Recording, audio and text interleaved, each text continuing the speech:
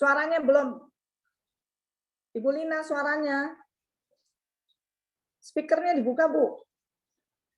Speaker.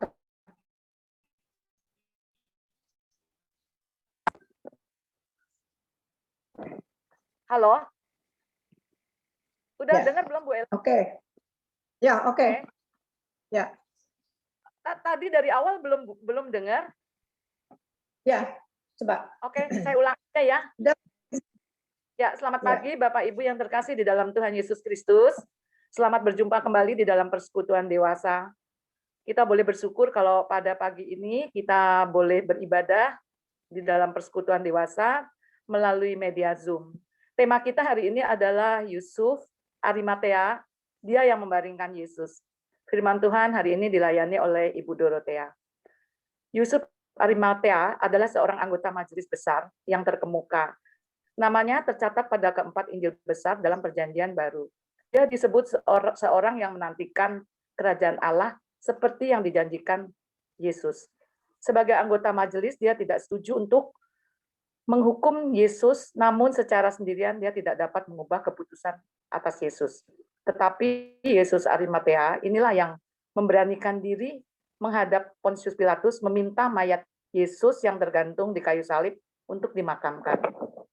Yesus Arimatea menyatakan kasih dan hormat kepada Yesus bahkan hingga Yesus wafat dengan menyiapkan kubur terbaik untuk Yesus.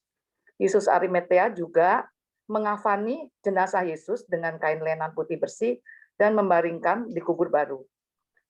Menggulingkan batu besar untuk menutup kubur. Kisah selanjutnya dan pesan firman Tuhan yang berharga ini akan disampaikan oleh Ibu Dorothea. Kita akan mengawali ibadah kita dengan menyanyikan lagu pembukaan dari Kidung Jemaat 161, Segala Kemuliaan.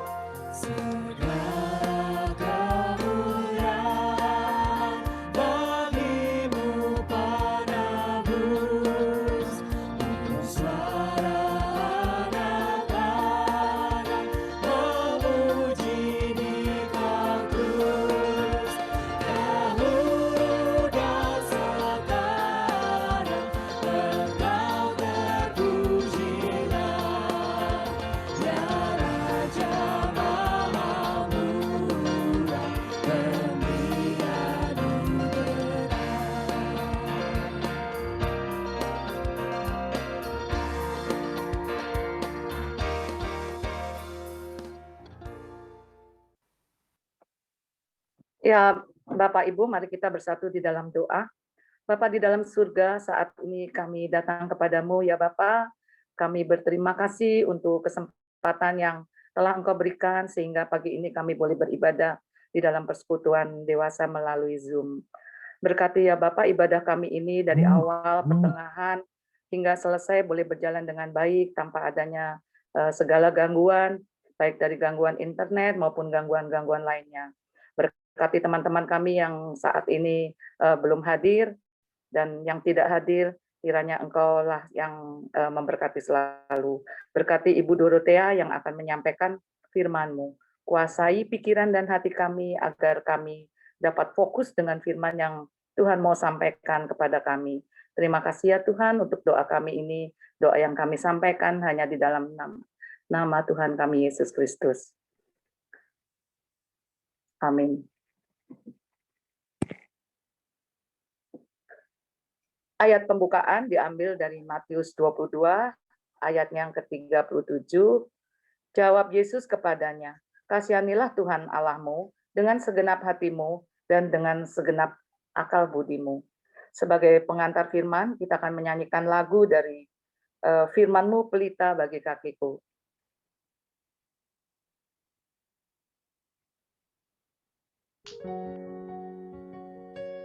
Firman-Mu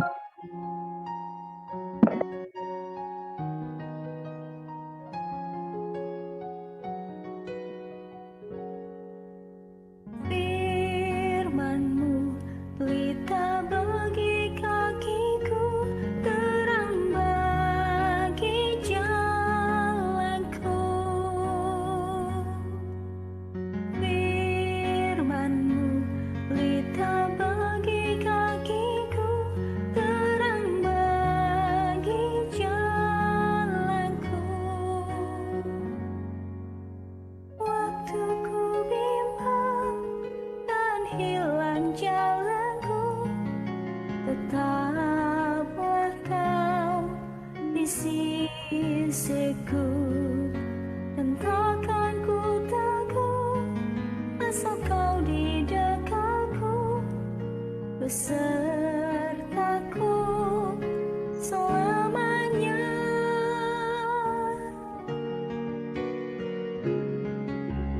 Firman-Mu pelita bagi kakiku, terang bagi jalanku. Firman-Mu pelita bagi kakiku, terang bagi jalanku. Waktu ku bimbang dan hilang jalanku, tetaplah Kau di sisiku, dan takkan ku takut asal Kau di dekatku, besertaku selamanya.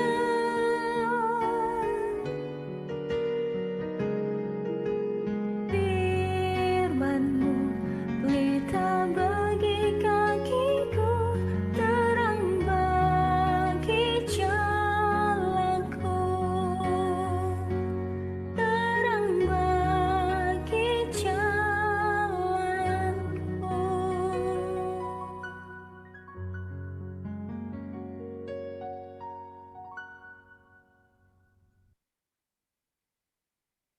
Ya, waktu dipersilahkan untuk Ibu Dorothea yang akan menyampaikan firman Tuhan. Mari Bapak Ibu sekalian, saudara-saudara, kita berdoa. Suara saya cukup terdengar? Cukup, Bu. Mari kita berdoa. Bapa di surga, terima kasih untuk satu hari lagi kehidupan yang Kau berikan, Kau percayakan sebagai sebuah kesempatan bagi kami. Dan kami bersyukur bahwa di dalam kesempatan ini, dalam satu hari kehidupan ini, kami mengisinya salah satunya dengan bersekutu bersama dengan saudara-saudara kami, persekutuan dewasa melalui online. Kami mau mendengarkan firman-Mu, Kami mulai dengan baca, kemudian merenungkan bersama, dan akhirnya nanti mampukan kami untuk percaya terhadap firman-Mu, diberikan kekuatan, kemampuan, keberanian untuk melakukannya dalam hidup kami. Kami mau belajar tentang kesaksian tokoh seorang yang bernama Yusuf Arimatea, Yusuf dari Arimatea, yang juga adalah murid Yesus.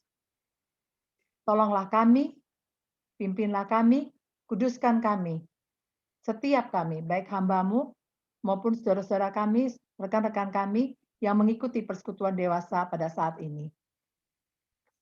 Kami berseru sehati kepadamu ya Allah, berfirmanlah karena kami sudah siap untuk mendengarkannya. Amin. Amin. Mari kita membuka dari Injil Markus.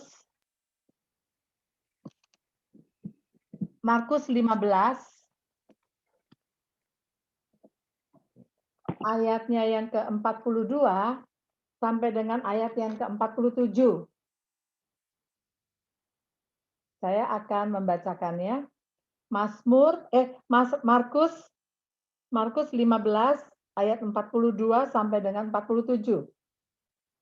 Sementara itu, hari mulai malam, dan hari itu adalah hari persiapan, yaitu hari menjelang Sabat. Karena itu, Yusuf orang Arimatea, seorang anggota majelis besar yang terkemuka, yang juga menanti-nantikan kerajaan Allah, memberanikan diri menghadap Pilatus dan meminta mayat Yesus. Pilatus heran waktu mendengar bahwa Yesus sudah mati. Maka ia memanggil kepala pasukan dan bertanya kepadanya, apakah Yesus sudah mati? Sesudah didengarnya keterangan kepala pasukan, ia berkenan memberikan mayat itu kepada Yusuf. Yusuf pun membeli kain lenan. Kemudian ia menurunkan mayat Yesus dari salib dan mengapaninya dengan kain lenan itu. Lalu ia membaringkan dia, yaitu Yesus, di dalam kubur yang digali dalam bukit batu. Kemudian digulingkannya sebuah batu ke pintu kubur itu. Maria Magdalena dan Maria ibu Yoses melihat di mana Yesus dibaringkan. Berbahagialah kita yang dengan setia, yang percaya dan setia melakukan apa yang kita baca bersama saat ini. Saudara-saudara yang dikasihi oleh Tuhan Yesus Kristus.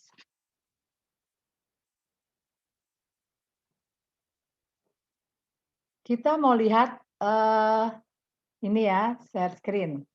Informasi pendahuluan yang tadi disebutkan oleh Ibu Lina itu sudah mencakup dari beberapa Injil.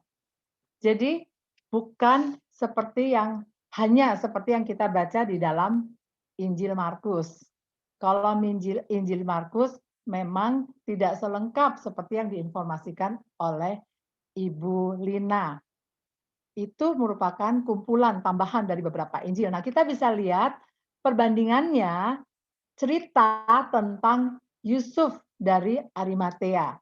Dari 4 penulis kitab Injil, yaitu dari Matius, dari Markus yang kita baca tadi, kemudian dari Lukas dan Yohanes. Nah, dari kolom ini kita bisa melihat perbedaan-perbedaan dan tambahan-tambahan informasi. Jadi dari 4 Injil mereka saling melengkapi satu sama lain. Sehingga kita bisa mendapatkan gambaran yang lebih utuh tentang siapa Yusuf Arimatea. Jadi misalnya dijelaskan di sini bahwa soal siapa Yusuf Arimatea itu. Nah, ini dia. Ya, saya turunin ya. Nah, ini kolom-kolomnya yang saya berusaha untuk membuat perbedaan informasi keterangan dari keempat Injil. Tapi saya sudah rangkum, tenang aja, biar gampang. Kita lihat dari siapa Yusuf. Yusuf, semua mengatakan bahwa Yusuf adalah dari Arimatea. Arimatea itu letaknya kira-kira 7 atau 8 kilometer sebelah barat laut dari kota Yerusalem, bukan Daro ya, dari kota Yerusalem. Jadi kalau di peta itu kira-kira dia ada di ini Yerusalem, dia di sebelah mana ya letaknya, ini gini, dia sebelah sini, sebelah kiri sini, sebelah kiri di atas sini. Nah, selain itu dari asal Yusuf yang disebut dengan Yusuf Arimatea. Terus bagaimana dengan status sosial daripada Yusuf? Kita lihat kalau dalam Injil Markus sama Lukas disebutkan bahwa Yusuf itu adalah anggota majelis besar atau yang dikenal dengan Sanhedrin. Majelis besar atau Sanhedrin itu siapa atau apa? Majelis besar itu adalah lembaga administrasi tertinggi atau Mahkamah Agung Yahudi yang sangat berpengaruh dan sangat besar pengaruhnya bagi masyarakat, pemerintah, dan juga agama. Jadi Yusuf adalah, kalau kita bisa sebutkan, Yusuf itu adalah seorang pemimpin bangsa Yahudi, salah satu pemimpin bangsa Yahudi. Tetapi kita tahu bahwa umumnya tokoh-tokoh agama Yahudi mereka menolak Yesus, memusuhi Yesus. Tetapi Yusuf yang salah satu anggota ini justru disebutkan di sini dia juga selain menanti kerajaan Allah, dia juga adalah murid Yesus. Nanti kita lihat tambahannya dari beberapa Injil. Penjelasan tentang Yesus tambahannya ya. Yaitu bahwa Yusuf selain dia adalah tokoh agama, tokoh terkemuka bangsa Yahudi, dia adalah murid Yesus. Itu kita lihat tambahan informasi dari Matius sama Yohanes. Yusuf yang adalah anggota majelis besar ini, ternyata dia nggak setuju, seperti tadi disebutkan di awal. Tidak setuju dengan keputusan dan tindakan dari majelis besar, dari rekan-rekannya. Tetapi apa boleh buat? Karena ini kan kolektif. Seperti kita lah majelis jemaat. Kita majelis jemaat kan kolektif nih, bukan perorangan. Nah, semua mayoritas sepakat untuk mengambil keputusan dan tindakan yaitu menghukum Yesus. Menyingkirkan Yesus. Yusuf dan dugaan dari para ahli tafsir mengatakan sebenarnya bukan hanya Yusuf sendiri sih, ada beberapa orang, tapi tidak disebutkan di dalam Alkitab siapa-siapa mereka. Tetapi orang-orang ini termasuk Yusuf itu takut, tidak dapat melakukan sesuatu untuk bisa mengubah keputusan yang telah diambil, maupun mencegah tindakan untuk menghukum Yesus, untuk menyalibkan Yesus. Kebayang ya? Saudara-saudara, kita mau bersuara di tengah-tengah mayoritas suara besar, suara yang banyak yang sangat berpengaruh, tapi kita tidak berdaya. Kebayang nggak rasanya gimana kalau kita mengalami itu? Mungkin boleh share, silakan kalau ada yang bisa berbagi. Rasanya kira-kira kayak apa tuh?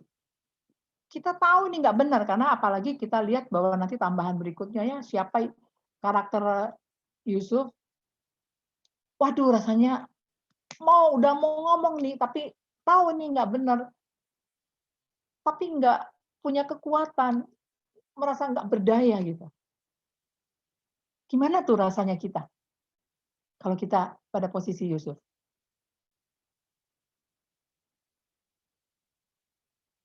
Nggak apa-apa, silakan dibuka. Dibuka aja mic-nya kalau ada yang mau ngomong. Pasti sedih, kecewa, Bu. Sedih, kecewa ya. Bingung.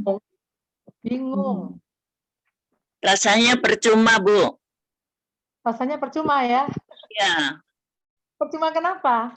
pasti tidak akan didengar karena sendirian dari sekian banyak yang orang yang lebih punya kuasa. Iya, sama-sama berkuasa ya, tapi karena merasa sendirian ya. Sendirian. Tapi gregetan Bu jadinya. Gregetan ya, aduh gemes ya. Bisa kebayang ya kira-kira. Jadi rekan-rekan kita bisa membayangkan bagaimana perasaan dan keadaan daripada Yusuf pada saat itu ya, pada waktu rekan-rekannya semua mengambil keputusan, lalu tindakan, eksekusi, yaitu Yesus harus disingkirkan dengan cara dihukum mati, disalibkan. Waduh tuh. Saya juga rasanya tuh mau nangis, mau marah tuh nggak tahu gimana, jadi nggak tahu mau ada rasa apa nih dalam diri, tapi benar-benar nggak berdaya. Saudara-saudaraku yang dikasih oleh Tuhan Yesus Kristus, kemudian kita lihat tambahan lagi, tadi udah ya murid Yesus, Injil dari Injil Yohanes menyebutkan, khususnya Yohanes 19,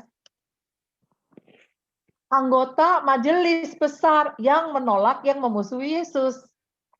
Dilala ada nih anggotanya yang namanya Yusuf dari Arimatea ini. Jadi murid Yesus. Dia sendirian. Sekarang kalau dia mau menunjukkan bahwa dia benar-benar murid Yesus, kira-kira apa ya yang ada dalam pikirannya? Sehingga akhirnya Yohanes mengatakan bahwa dia mengikuti Yesus sembunyi-sembunyi. Kenapa dia sembunyi-sembunyi?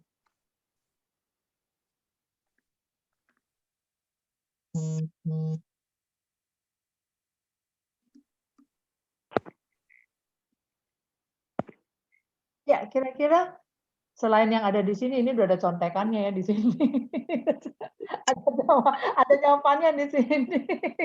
Harusnya nggak boleh dikasih lihat dulu ya. Udah saya kasih lihat. Ya sudahlah. Jadi bisa kebayangkan majelis besar jadi murid Yesus, nggak salah itu. Kalau ketahuan dia murid Yesus, pasti dampaknya sangat buruk buat Yusuf. Yaitu dia bisa kehilangan jabatan, dia bisa kehilangan reputasi, dia akan dikucilkan, dia akan dimusuhi, dia nggak boleh masuk sinagoge, padahal itu sangat berharga buat dia. Dan dia akan diperlakukan seperti orang rendahan lainnya.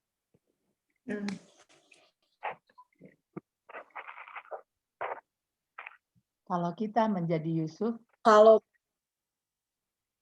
Kalau bahasa kerennya Bu, nanti dia akan kehilangan zona nyaman kalau hari gini. Jadi nggak berani untuk menerobos. nggak berani menunjukkan bahwa dirinya adalah murid Yesus ya. Iya, itu kan zona nyamannya dia akan terganggu ya. Makanya hari ini juga banyak kan orang yang seperti kayak gitu. Zona nyaman. Dia nggak berani mengakui keberadaannya bahwa dia menjadi pengikut nih. Bukan hanya Yohanes, bukan hanya Petrus, bukan hanya Yudas, tapi saya juga pengikut nih gitu. Pengikut Yesus. Dia ikutnya sembunyi-sembunyi. Iya benar, takut kehilangan zona nyaman.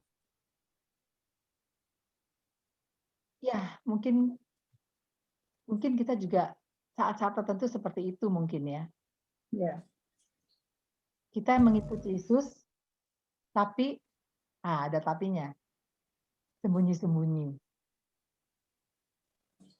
Ini kalau tentang Yusuf, orang Arimatea. Kalau Petrus mengikuti Yesus dari jauh. Atau ada yang dari dekat, tapi tidak bisa melakukan apa-apa. Dekat banget sama Yesus, tapi tidak bisa melakukan apa-apa. Tapi kalau Yusuf, orang Arimatea, mengikuti Yesus dengan sembunyi-sembunyi. Itu penjelasan dari Yohanes, Injil Yohanes. Itu tidak ada di Injil yang lain. Di Matius, Markus, Lukas nggak ada, hanya ada di Yohanes. Bahwa dia mengikuti secara sembunyi-sembunyi. Nah, karakter Yusuf, Lukas menambahkan tentang karakter. Yang lainnya enggak. Yang lainnya tidak menyebutkan tentang karakter Yusuf itu seperti apa. Lukas menyebutkan, yaitu bahwa Yusuf ini adalah orang yang baik dan benar. Nah, ini melengkapi. Dia baik dan benar. Bagaimana orang yang baik dan benar ini ketika berhadapan dengan ketidakadilan, keputusan yang tidak adil, keputusan yang tidak benar, pasti akan terjadi pergulatan batin, konflik batin yang luar biasa di dalam dirinya. Kalau kita menjadi orang yang baik, kita menjadi orang yang benar, yang selalu melakukan kebaikan, selalu melakukan kebenaran, terus kita berhadapan dengan situasi di depan mata kita dan kita ada di dalamnya, tapi kita tidak bisa melakukan kebaikan itu dan kebenaran itu karena takut. Bagaimana rasanya konflik dalam diri kita? Pasti nggak karuan. Ya tadi, seperti disebut tadi. Bisa rasa bersalah, rasa marah bukan sama situasi, tapi marah sama diri sendiri. Ini karakter dari Yusuf yang hanya disebutkan di dalam Injil Lukas, yaitu Lukas 23 ayat 50, bahwa Yusuf itu adalah pribadi orang yang baik dan benar. Bagaimana dengan status ekonomi Yusuf? Matius menjelaskan, memberikan informasi tentang status ekonomi Yusuf, yaitu status ekonomi Yusuf adalah orang kaya.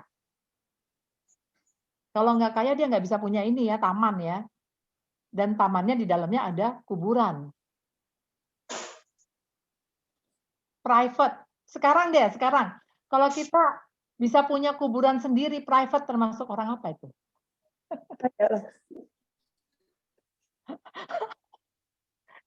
Contohnya aja kalau ke San Diego Hill, saya pernah tuh ke San Diego Hill, terus saya pernah punya kenalan juga, dia mengatakan dia beli tanah kuburan di San Diego Hill, itu sekitar berapa M? 3M ya?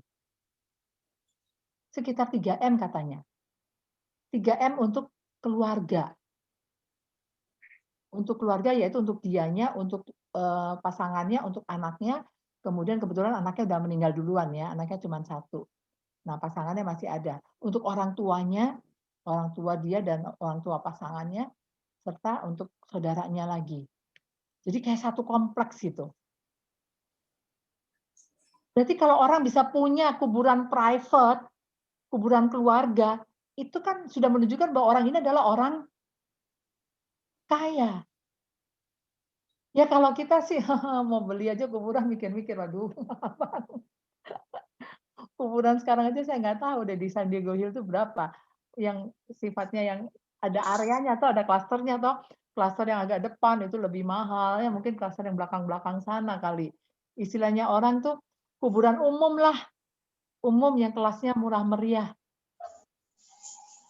Yusuf Arimatea, menurut Matius dikatakan di situ sebagai adalah orang yang kaya. Dan kemungkinan besar kekayaannya juga ada kaitannya dengan status sosialnya di masyarakat, yaitu sebagai majelis besar. Apa yang dilakukan oleh Yusuf? Markus menyaksikan bahwa ia berani, memberanikan diri. Berarti ada pergumulan di dalam dirinya, ada ketakutan, ada keraguan. Apa yang bisa aku lakukan untuk guruku, untuk Yesus? Ketika dia masih hidup, ketika dalam proses pengambilan keputusan, dia tidak bisa melakukan apa-apa. Dia tidak bisa memberikan peran apa-apa terhadap Yesus untuk menolong Yesus. Untuk menunjukkan kasihnya, baktinya kepada Yesus. Dan sekarang Yesus sudah mati, apa yang bisa aku lakukan dengan kapasitasku seperti sekarang ini? Dan dia memberanikan, berarti dia berhasil melawan ketakutan yang ada di dalam dirinya, berhasil mengalahkan keraguan yang ada di dalam dirinya untuk kemudian melangkah maju.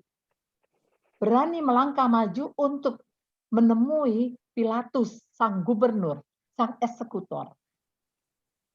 Dia berani mengambil keputusan di situ. Tidak mudah keputusan ini. Seperti tadi kita katakan. Seperti Bu Ella tadi mengatakan, bahwa zona nyaman. Sudah terbiasa di zona nyaman. Sekarang dia berani keluar, melangkahkan kaki, keluar dari zona nyaman itu. Perlu diperlukan effort, diperlukan kekuatan, diperlukan usaha, diperlukan niat yang ekstra, yang lebih besar lagi. Sehingga itu yang dia lakukan. Markus mengatakan, dia memberanikan diri, hanya ada di Markus kesaksian ini. Itu sebabnya saya mengambil Injil Markus. Ia memberanikan diri menghadap Pilatus yang terkenal keras kepala itu, dan kadang-kadang suka seenaknya juga. Dan karena situasi keadaan Pilatus yang seperti itu yang membuat dia jadi ragu dan takut, gimana nih kalau aku ternyata aku yang malah justru dihukum, atau aku yang apa bla bla bla yang mungkin akan merugikan dirinya, tapi oke lah, harus diambil keputusan, harus diambil tindakan. Dan diambil tindakan menghadap Pilatus. Apa yang dilakukan? Ia meminta mayat Yesus agar ia bisa memakamkannya dengan hormat. Dan mungkin dia berpikir, permintaanku ini bisa saja ditolak. Tapi amazing, ternyata diterima permintaannya. Tapi dengan sebelumnya dicek dulu. Sebab dikatakan di sini Pilatus heran. Emang Yesus sudah mati? Dan ternyata ketika dicek and recheck, benar Yesus sudah mati. Dan ketika benar Yesus sudah mati, maka diizinkan Yusuf untuk mengambil mayat Yesus. Dan Yusuf mengambil mayat Yesus. Lalu dia mengapaninya, dan berikutnya kita tahu apa yang disaksikan di dalam Injil Markus. Nanti akan saya sebutkan di dalam bagian yang keempat. Tetapi kita lihat dulu waktu itu, kenapa dia begitu cepat. Dia ingin segera cepat dilakukan. Cepat mengambil mayat Yesus. Dan ingin segera untuk memakamkan mayat Yesus. Karena saat itu hari menjelang malam. Dan kalau sudah sampai matahari terbenam, maka ia tidak bisa lagi melakukan kegiatan apa-apa, sebab sudah memasuki yang namanya hari Sabat. Mereka sudah harus mempersiapkan diri untuk makan malam Paskah.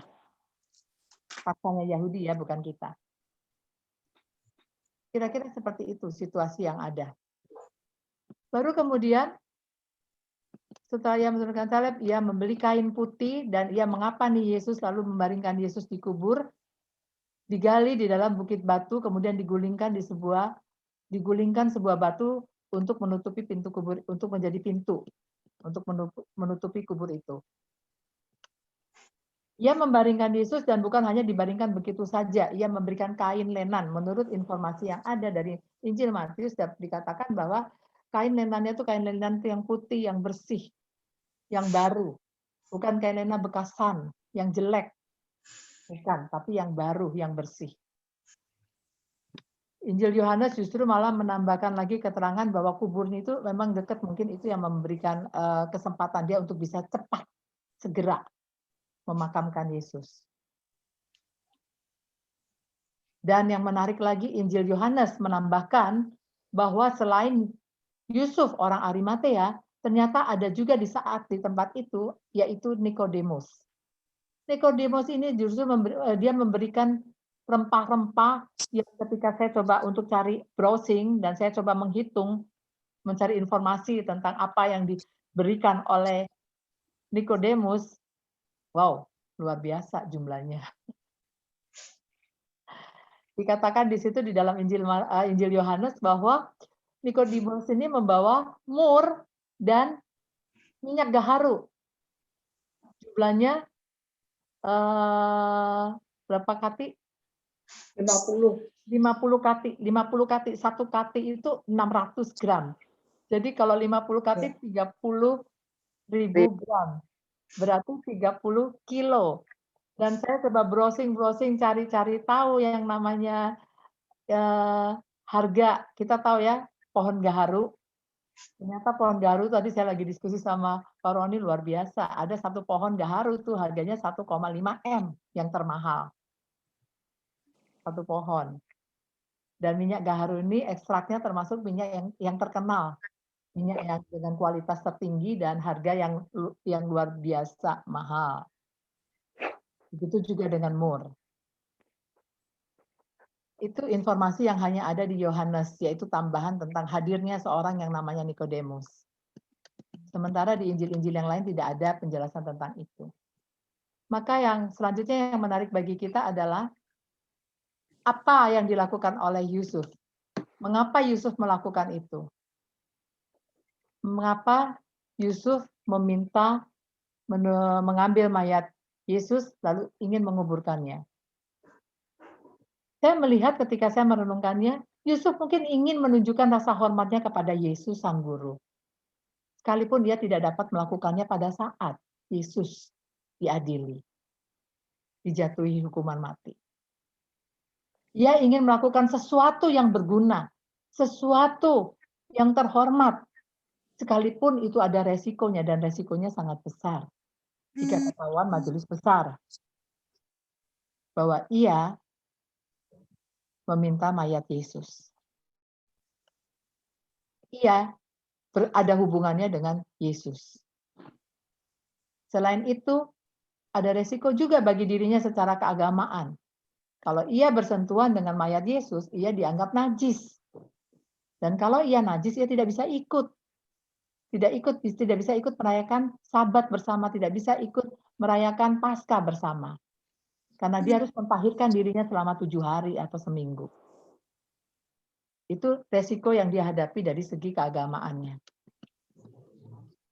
Mungkin dia mau menunjukkan bahwa ia sekarang berani. Dulu memang dia takut, tetapi dia tidak berani ngambil resiko. Tapi sekarang dia berani.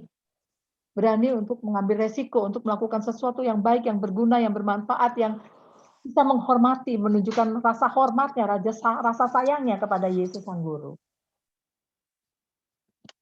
Rekan-rekan yang dikasih oleh Tuhan Yesus Kristus, saya melihat di sini makna yang bisa saya dapatkan lewat perenungan ini, pendalaman kisah Yusuf Arimatea adalah yang pertama, keberanian muncul di saat hilangnya harapan.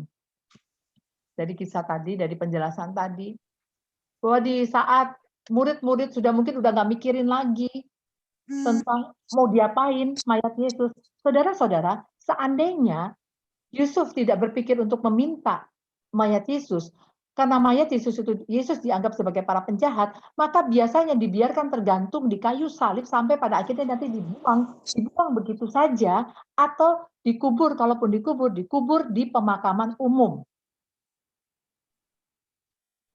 Karena dia dianggap penjahat.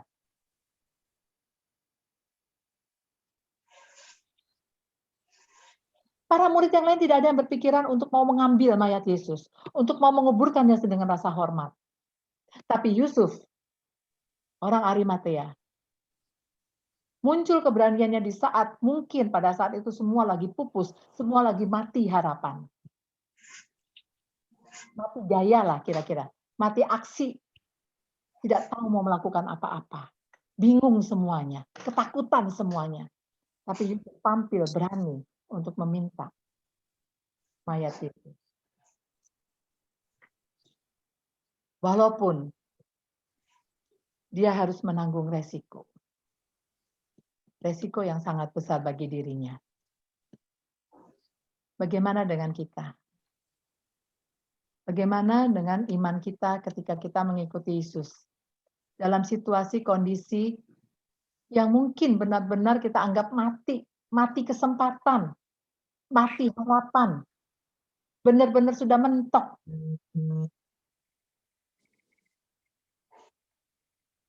Benar-benar rasanya gelap. Apa yang kita lakukan? Apakah kita masih mau tetap mengikuti Yesus? Sekalipun sudah tidak ada harapan atau tidak kelihatan kecil harapan apapun. Yusuf pada saat itu dia tidak tahu bahwa Yesus akan bangkit.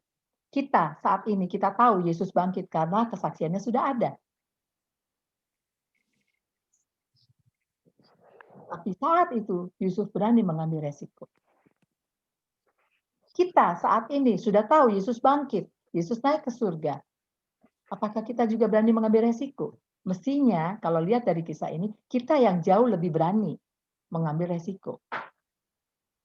Karena kita sudah tahu, sudah melihat, mendengar, membaca tentang kesaksian bahwa Yesus mati betul, tapi Yesus juga betul bangkit. Dan Yesus betul naik ke surga. dan dia akan datang. Dan dia ada bersama dengan kita di dalam Roh Kudus. Maka yang kedua adalah pemberian yang terbaik. Yusuf memberikan yang terbaik. Apanya yang terbaik? Tadi dirinya adalah keberaniannya, keluar dari zona nyaman. Yang kedua, apanya yang terbaik? Yaitu dia memberikan kuburannya, kuburan keluarga yang belum dipakai sama sekali. Private dia berikan untuk Yesus. Yesus yang dikuburkan terlebih dahulu di kuburannya di taman itu, yang ada di dalam taman. Dia menguburkan dengan kain lenan. Dan ditambah lagi dengan tadi Nikodemus memberikan rempah-rempah dengan harga yang luar biasa mahalnya. Dan rempah-rempah yang seperti itu hanya dimungkinkan dilakukan oleh para bangsawan, para raja-raja, dan para orang kaya raya. Bukan hanya kaya doang, tapi kaya raya. Konglomerat lah istilahnya kalau sekarang. Berikan private, makam yang private, bukan umum. Penghormatan yang diberikan oleh Yusuf Arimatea dan dia bersama dengan Nikodemus itu, penghormatan bak seorang raja, seorang bangsawan, seorang yang sangat terhormat. Itu yang diberikan oleh Yusuf. Luar biasa ya. Itu yang diberikan oleh Yusuf orang Arimatea, yaitu memberikan yang terbaik. Bagaimana dengan kita? Apakah kita sudah memberikan yang terbaik bagi Tuhan kita? Atau kita hanya memberikan yang sekedarnya, ala kadarnya? Atau kita memberikan yang murahan, yang bekas-bekas, yang ece-ece? Yang mungkin kalau kita sendiri dikasih itu kita nggak mau. Yang mungkin kalau kita diperlakukan seperti itu kita juga nggak mau. Tapi kita berikan itu untuk Yesus.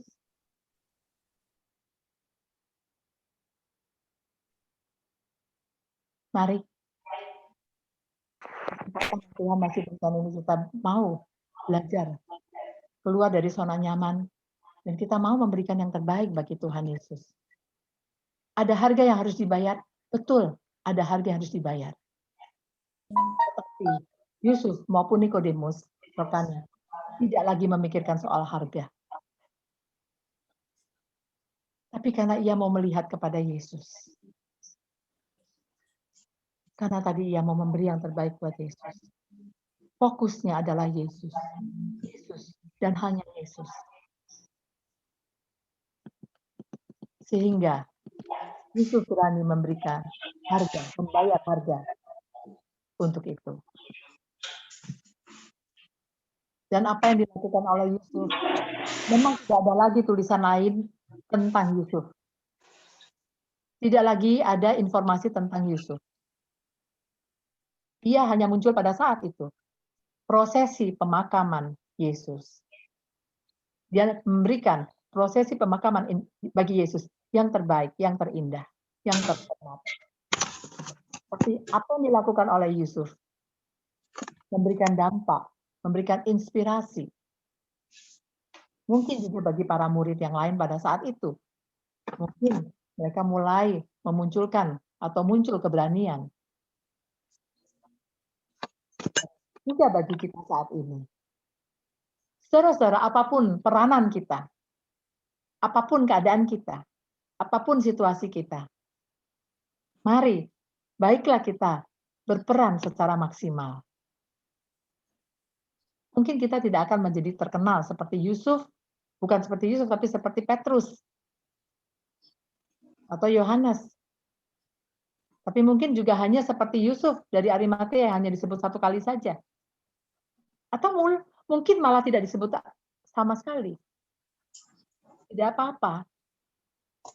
Yang penting apa yang kita lakukan baik dan benar yang bisa memberikan dampak, pengaruh, inspirasi bagi orang yang bersama dengan kita, yang hadir bersama kita. Nggak mudah. Saya sampai sekarang masih terus berjuang. Saya pribadi juga masih terus berusaha, walaupun tidak selalu berhasil. Tapi masih terus berusaha. Semoga Tuhan memberikan kekuatan bagi kita untuk mau berusaha, untuk ada keinginan, ada kemauan untuk berusaha.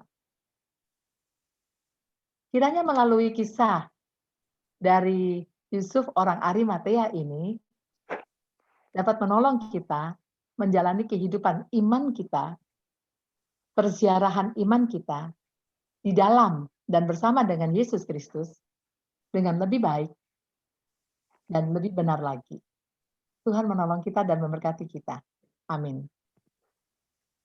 Terima kasih Ibu Tia untuk firman-Nya yang luar biasa. Kiranya kita boleh belajar dari firman Tuhan yang baru kita dengar. Yusuf Arimatea menjadi teladan bagi kehidupan kita. Walaupun kita tidak bisa melakukan yang besar, tapi kita akan melakukan apa yang terbaik bagi Tuhan Yesus kita. Doa syafaat bisa dilanjutkan Ibu Tia.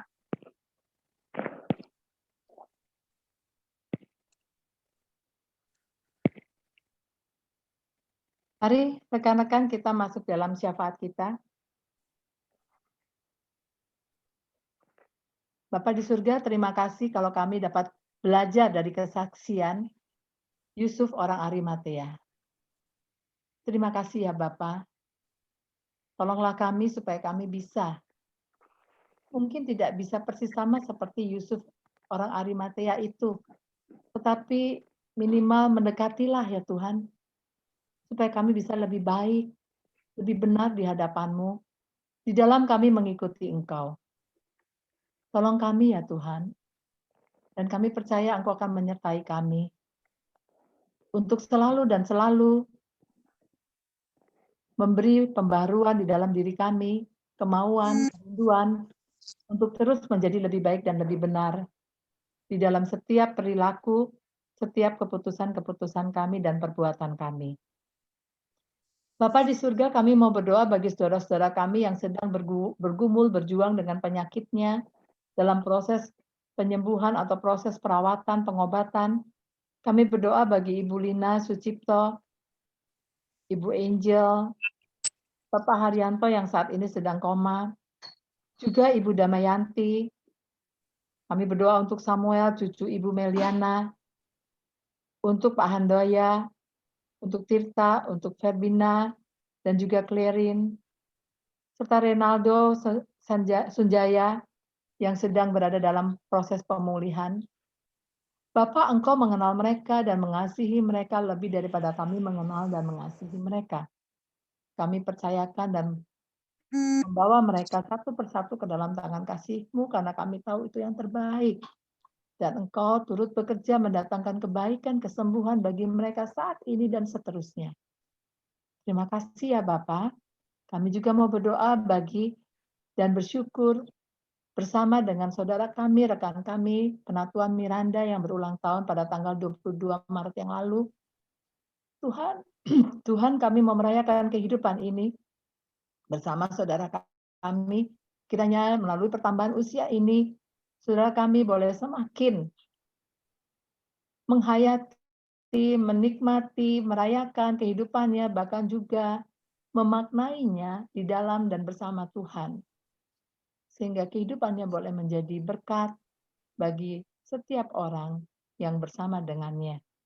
Kami juga mau berdoa dan bersyukur bersama Ananda kami, bersama dengan keluarga Esther Nyodi dan Astri.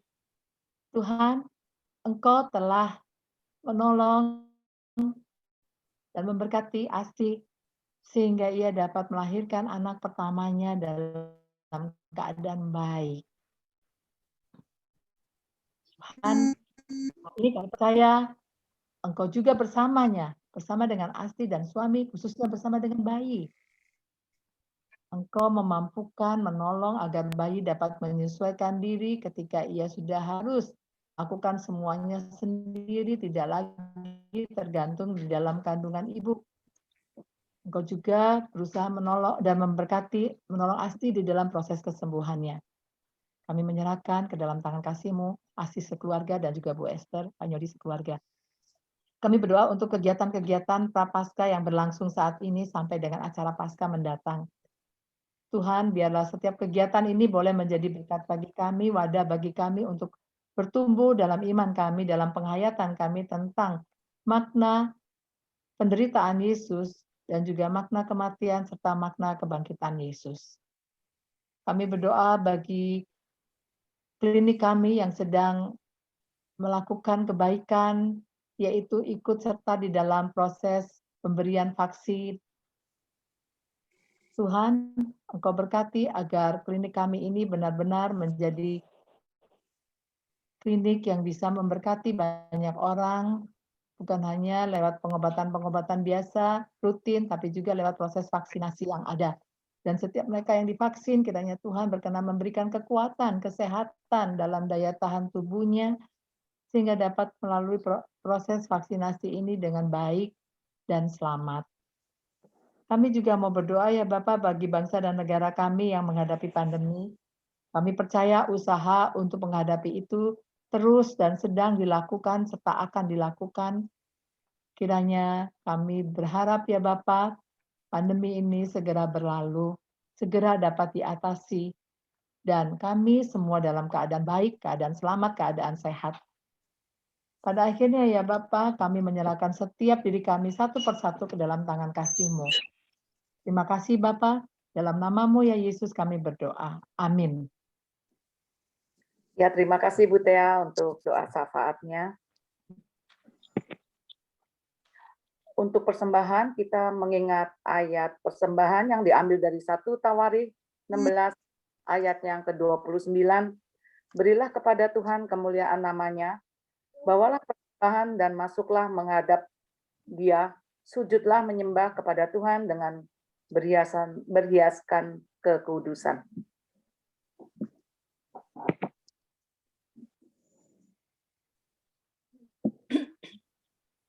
Persembahan bisa dilakukan seperti yang tertera di layar.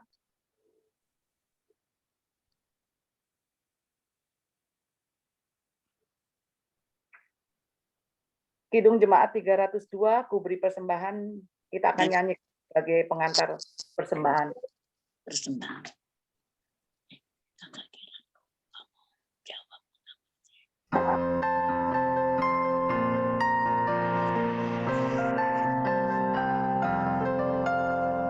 Ku beri persembahan pada Tuhanku sambil puji Yesus Juru Selamatku dengan sukaria ku beri padamu dan merasa kaya dalam Tuhanku.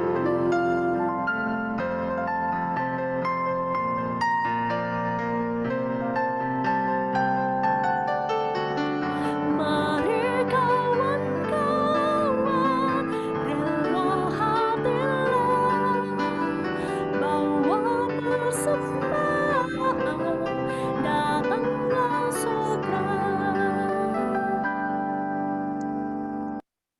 Doa persembahan disampaikan oleh Ibu Suryati. Bapa dalam surga, di dalam nama Tuhan Yesus Kristus, saat ini hamba mau berterima kasih karena dapat mengikuti kebaktian KD secara virtual melalui Zoom. Terima kasih juga Tuhan untuk firman yang sudah disampaikan oleh Ibu Tea dan kami boleh sharing bersama. Tuhan, hamba berdoa khususnya untuk persembahan yang diberikan. Semoga bermanfaat untuk melayani pekerjaan Tuhan, dan biarlah banyak jiwa-jiwa akan dimenangkan melalui persembahan yang sudah diberikan. Berkati Tuhan untuk tangan-tangan yang sudah memberi dan juga yang belum dapat memberi. Hamba serahkan persembahan ini di dalam nama Tuhan Yesus Kristus. Kami berdoa. Amin. Ya, terima kasih Bu Suryati. Kita sekarang lanjutkan dengan lagu penutup dari NKB 199, Sudahkah yang terbaik ku berikan.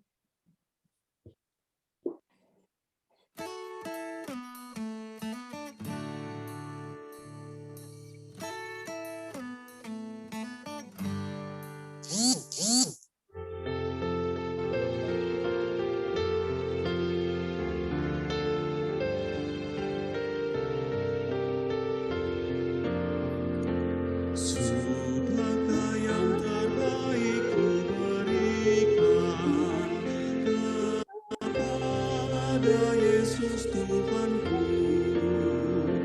besar pengorbanannya di Kalvari, diharapnya terbaik dariku. Berapa yang terhilang telah ku cari, dan ku lepaskan yang terbelenggu. Sudahkah yang terbaik ku berikan kepada Yesus Tuhanku.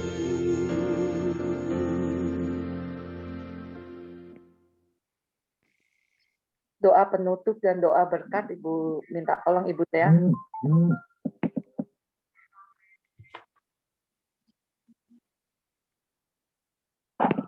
Mari Bapak Ibu, saudara-saudara sekalian, kita mengakhiri ibadah kita ini saat ini dan kita akan melanjutkan dalam kehidupan kita sehari-hari. Kita terima berkat dari Tuhan. Kiranya kasih karunia daripada Allah Bapa dan Tuhan kita Yesus Kristus dan persekutuan dengan Roh Kudus akan senantiasa menyertai kita semua dari sekarang sampai selama-lamanya. Bapa, terima kasih.